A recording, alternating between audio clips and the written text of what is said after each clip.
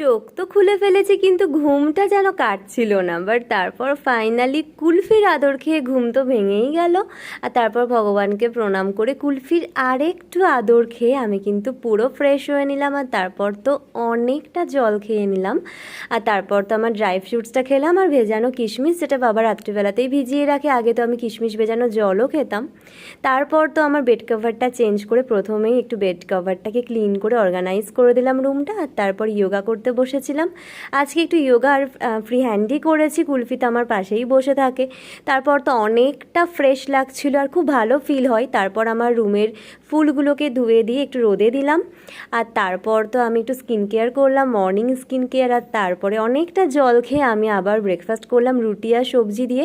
তারপর তো টপটাও চেঞ্জ করে নিয়েছিলাম। তারপর তো একটু টোনার অ্যাপ্লাই করলাম আর লিপ বাম, এটা তো আমার খুবই ফেভারিট। তারপর একটু চিকেন বানাবো বলে ম্যারিনেট করে রেখে দিলাম, এই আর কি।